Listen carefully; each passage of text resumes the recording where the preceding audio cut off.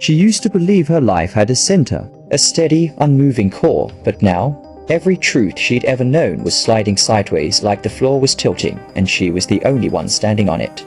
Her husband watched her from across the kitchen as she reread the message. Again, and again, and again. Same words, same screen, same hollow punch in her stomach. Another sibling? He asked gently. She nodded, but her throat was too tight for words. That made 11. 11 half-siblings. 11 children created by one man. Her mother's fertility doctor. The one who said he'd help them conceive using anonymous donor sperm. The one who was supposed to give hope, not rewrite biology. But there it was, clear as a headline in her inbox. A stranger, with her father's jawline each time she checked her DNA results. It was like opening a door to a room she didn't know existed and finding family photos already framed on the wall, and she wasn't the only one opening that door. One woman half-sister number 5 shared that she'd only taken the test because her son's science class was doing a genetics unit. It was supposed to be a fun experiment, mother and son comparing chromosomes. Instead, it turned their family inside out. Another sibling, a man in his 30s, said he'd grown up believing he was the only child of a single MO. Now, he had 9 siblings, and counting. Some were furious, some were quietly unraveling, and some like her were stuck in a loop of disbelief. She found herself scrolling through social media profiles at midnight. She stared at pictures of strangers who looked eerily like her. The same wide-set eyes, the same awkward smile. It was like she'd been cut out of a photograph and pasted into another one. Only the background was wrong. The frame didn't fit. The faces didn't belong. But they did. One day, she got a call from a woman named Avor. "I think we're sisters," Avor said, voice trembling. There was a pause. Then they both started to cry. They talked for hours about birthdays, favorite foods, weird phobias. They laughed when they realized they both hated peanut butter and had the same allergy to penicillin. "It's genetic," Avor joked. "Thanks, Dad." The word hit hard.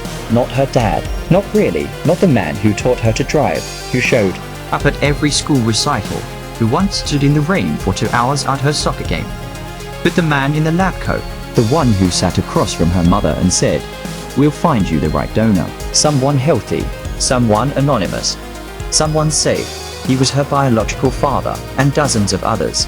His name wasn't just showing up on birth certificates anymore, it was etched into court documents, splashed across news headlines, whispered in Facebook groups filled with angry families and shell-shocked mothers. And suddenly, the past didn't feel so distant anymore. People started digging. Old clinic records were pulled, patient charts reviewed, dates gross-tagged.it turned out.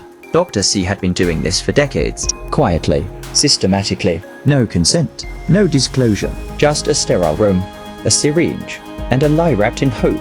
Some mothers had already passed away never knowing the truth. Others were just finding out, their worlds crumbling at kitchen tables and therapist offices. One mother collapsed when her daughter told her, "I begged him for the donor profile," she said through sobs. "He handed me a folder. It had baby photos, medical history, all fake, wasn't it?" "Yes, all of it.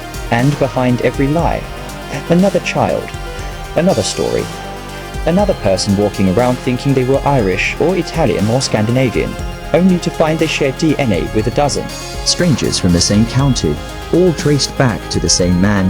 She joined a Zoom call one night, dozens of little squares lighting up her screen. Each square held a face. Some were crying, some silent, some trying to smile. They introduced themselves. "Hi, I'm Jamie, born in 1994. Grew up in Oregon. I'm Lydia, born in 89. My MOM went to the clinic in the fall. I'm Brian. I've got 2 kids. Just found out last month, one by one." They pieced the puzzle together. Patterns emerged. Clusters of conceptions. Gaps in donor availability. Random doctor substitutions. And all roads led back to him, Dr. C, the man who played God in a white coat. Eventually, they decided enough was enough. One woman reached out to a major podcast. Her story aired and went viral overnight. Thousands of emails poured in. Victims, supporters, other doctors, lawyers. Another sibling who happened to be a paralegal began drafting a class action suit. It gained traction fast. More families joined. More evidence surfaced. Internal memos, inconsistent donor logs, staff whistleblowers who had suspected something weird but were too afraid to speak up. The media picked it up. A headline blared across the screen. Fertility fraud. Doctor accused of fathering dozens without consent. Reporters showed up at Dr. C's door. He declined interviews, but the court of public opinion didn't wait. Parents demanded answers. Children wanted closure. Legislators began drafting new laws proposals for criminal penalties, mandatory transparency, legal definitions of medical sexual misconduct. Still, the damage was already done. Some families tried to move on. Others spiraled. One sibling had to explain to her 8-year-old why she suddenly had 17 aunts and uncles. Another told her husband she needed space. How do you process a betrayal that happened before you were even born? And the woman at the center of it all, the one who started with a simple DNA kit. She couldn't sleep anymore. Every time she closed her eyes, she saw the face of the man who raised her and the face of the man who created her. They were not the same. She still loved her dad, the one who cheered at her wedding, who called her Peanut and made the best grilled cheese. But she hated that another man's secret had hijacked her identity. She hated that her body was the evidence, that her genes were the crime scene.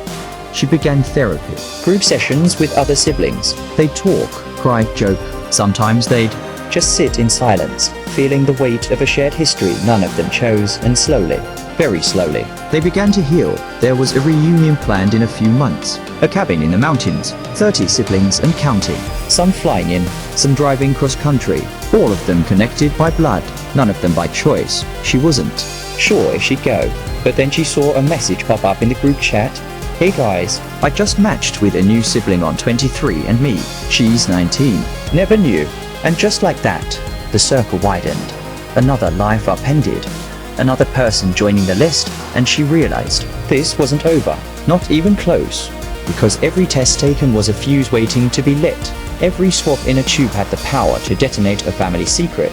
And in the shadow of that truth, one man's legacy was falling apart, not with a bang, but one result at a time. They didn't plan a war, they just wanted the truth. But when you come for a man who's lived a life for decades, who's gotten away with violating hundreds of lives, in silence you don't just uncover a scandal, you spark a reckoning.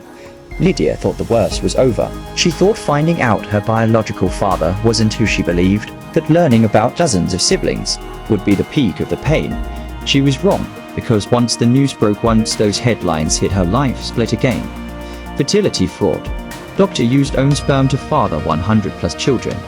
Local hero exposed. She saw his face on the news. The man who used to smile at her in childhood photos, the one she believed had walked her to preschool, taught her how to ride a bike, clapped for her graduation. Now, this photo was beside words like criminal, deceiver, and violator. People she hadn't spoken to in years reached out, old classmates, distant cousins, reporters. Some asked if it was true, others already knew. But the worst part, some defended him. He meant well, he gave your MO a child, didn't he? He's not a monster. But how do you explain to someone who's never lived it that consent is not optional? That parenthood built on lies isn't love. One of Lydia's half-siblings, Jordan, went public. He stood in front of cameras, trembling, holding up his birth certificate. It listed no father. It was never about money, he said. It was about identity, about being denied the right to know where I came from. And behind him stood 10. Others, 11, 15. More were watching from home, some too ashamed, some still in shock, some forbidden by their mothers to speak, but they were all connected. DNA doesn't lie. What started as whispers had become a movement. Lawsuits were filed, class actions began. The clinic, once a beacon of hope, was now under investigation. Decades of files suddenly under forensic review, and Dr. C, he stopped returning calls, deleted his social media, sold his house, vanished. But the siblings weren't done.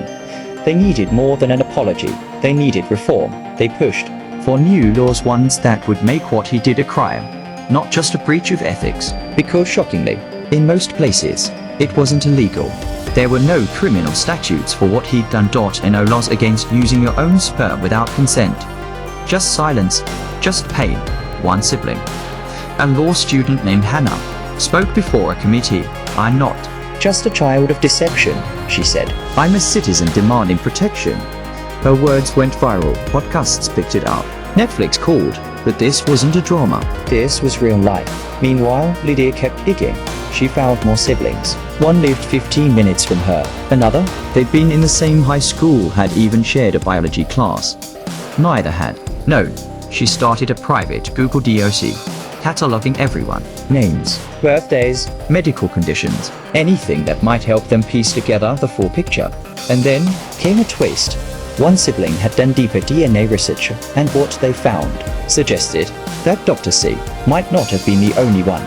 There were patterns, genetic markers from other doctors at the same clinic. Was this systemic? A practice? A culture? That's when fear turned to fire, because this wasn't just about one man anymore. It was about an entire industry with zero oversight, where women desperate to conceive were told to trust, and where men in white coats held godlike power unchecked, unchallenged.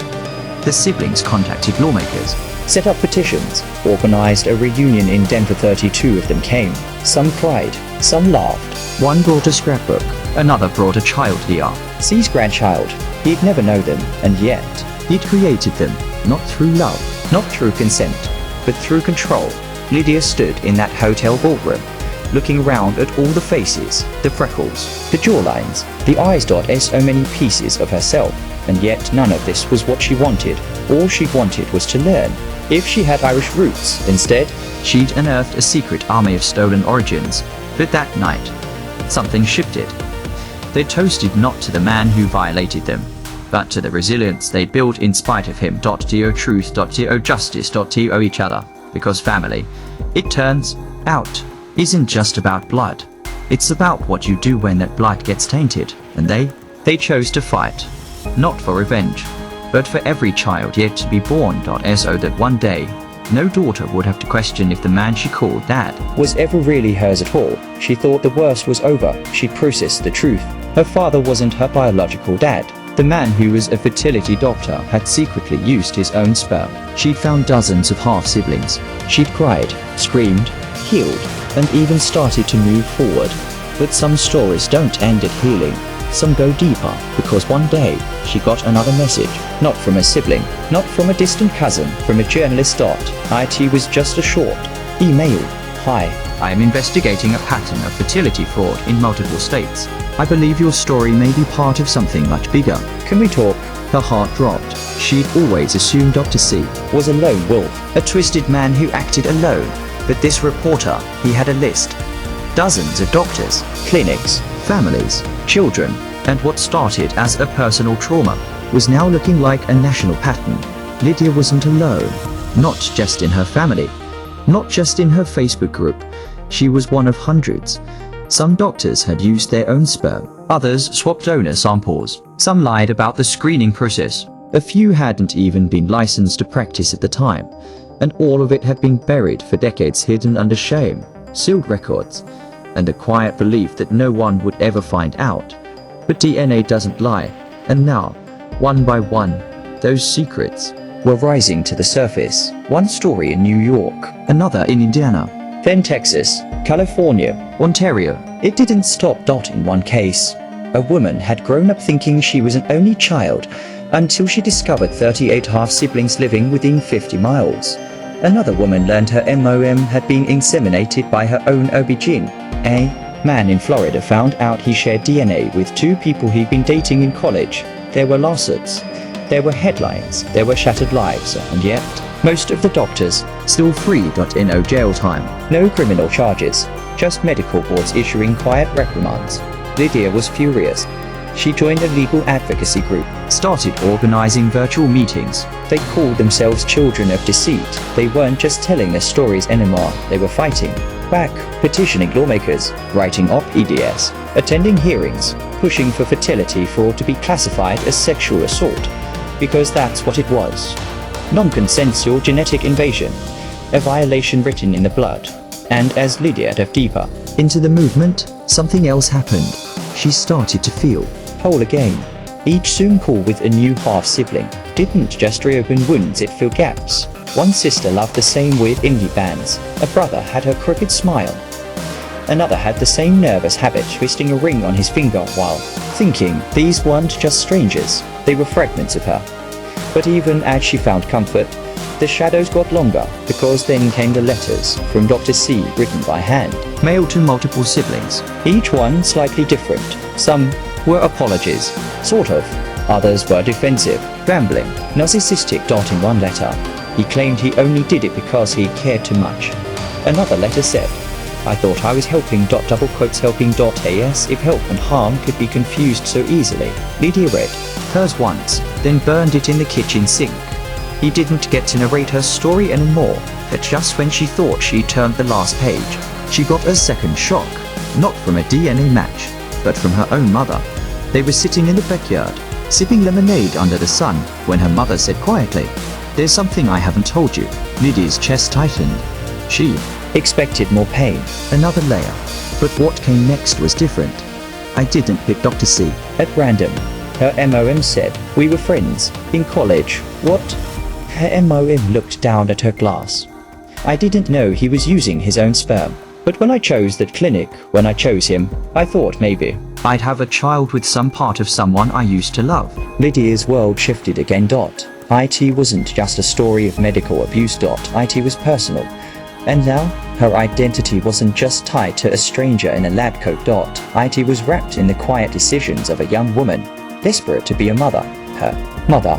She didn't hate her, but the grief came back, like a slow wave dragging her out to sea. It had never really left, because the truth about identity is, it's never just DNA, it's stories, secrets, choices, and in Lydia's case, it was a map she was still trying to read. She looked around at her life, her siblings, her boyfriend, her mother, her advocacy group, and she realized the lie that started it all. It didn't define her, but the way she responded to it. That did. This story wasn't just about a doctor who betrayed dozens of families. It was about the people left in his wake, who refused to stay silent, who turned pain into purpose, who rewrote their origin stories one truth at a time. And as Lydia looked at a photo collage of her newfound siblings, all smiling, all healing, she whispered something only she could hear. We were made without consent, but we're choosing what happens next. And that choice is everything. She stood outside the courthouse, her arms crossed tightly over her chest, as if she could physically hold herself together. A news van idled nearby, a camera aimed at the building's front doors. Reporters whispered, shuffled notes, adjusted their MICs. Inside, Dr. C was finally being questioned. Not arrested, not charged, not yet, but for the first time, he was being made to answer. It had taken months, no, years for things to reach this point. The DNA matches, the sleepless nights, the hidden Facebook groups and long Zoom calls where she and her half-siblings pieced together the truth like forensic scientists in their own lives. 51 matches, 51 half-siblings. That number haunted her. It crawled into her bones. It echoed in every mirror she passed. Dr. C had created dozens of children without their mother's consent, without their knowledge, without regard for who they were or what they wanted. He played God with their blood, and now God was being asked to explain himself. When he walked into the hearing room, he didn't look like a monster. That's the part that hit her the hardest. He looked like someone's grandfather. Grey hair combed neatly back, khakis pressed, cardigan soft and harmless, but his eyes, there was no apology in them, only discomfort, as if being caught was more inconvenient than immoral. The board read out a timeline of the allegations. Cases from 1987, 1991, 1994, 2002. It was staggering. The clinic had records, some destroyed, some incomplete, but enough to know this wasn't a one-time ethical lapse. It was a system, a routine. Her sister, the boldest one in the group, stepped up to speak first. She held up a photo of 3 children in a row, all with the same ice blue eyes. None of us asked for this, she said, and none of our mothers consented to this. Then it was her turn. Her knees trembled, her voice almost cracked. But she spoke. My name is Lydia. For 29 years, I believe my father was the man who raised me. He taught me to ride a bike, walked me down the aisle, held my first child in his arms. He is still my father, but he didn't create me. She took a breath. You did, without my mother's permission, without honesty, without ethics. And now, I live with the weight of that lie. So do dozens of others. Some of the board members shifted uncomfortably in their seats. One of them wiped his glasses. Another kept typing, never looking up. It was hard to know who was listening. and who was just going through the motions. But Lydia didn't care anymore. She wasn't doing this for them. She was doing it for every sibling who couldn't be there, for every mother still in the dark, for every child yet to take that fun little test and watch their world fall apart. When the hearing ended, Dr. C didn't speak. His attorney gave a blunt statement. Something about misunderstanding, about different standards from decades past, but no one was fooled. The internet wasn't quiet anymore. A journalist who'd followed the case released a long-form expose. It spread like wildfire. Reddit threads, TikTok breakdowns, podcast episodes titled The Father of Lies. One by one, states started reviewing their legislation, because here's the thing, in many places, what Dr. C did wasn't technically illegal, unethical, deeply immoral, absolutely, but criminal. That part was still great. So Lydia and her siblings turned grief into fire. They contacted lawyers, advocates, lawmakers. They created petitions, started fundraisers, appeared on morning shows with carefully worded statements and tear-streaked sincerity, and behind closed doors, they began writing a bill. It was called the Donor Conception Transparency Act. Simple, direct, a law that would require full disclosure, criminalize fraudulent donor insemination, and give donor-conceived people the right to their biological history.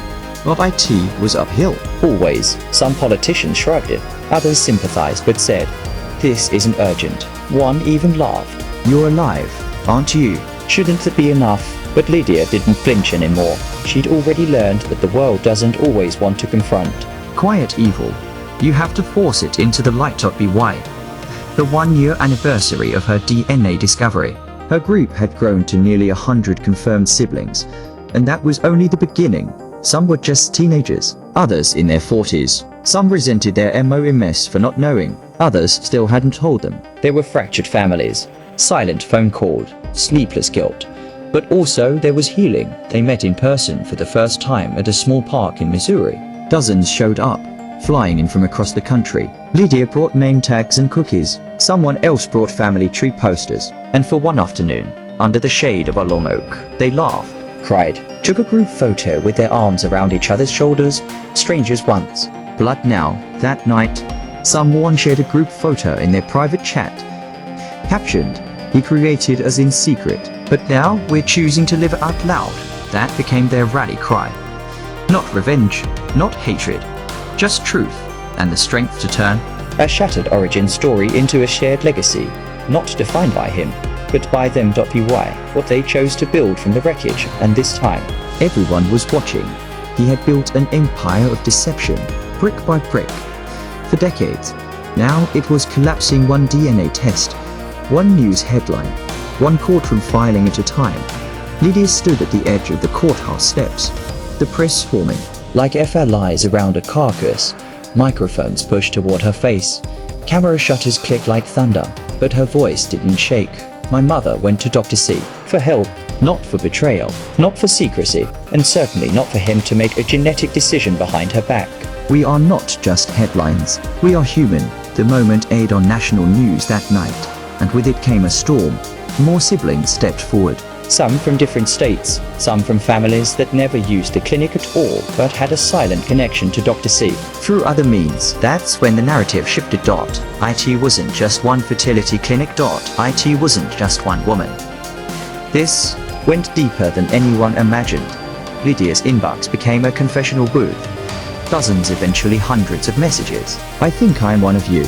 I was born in 1992. My MOM said the donor was anonymous. My whole identity is crumbling.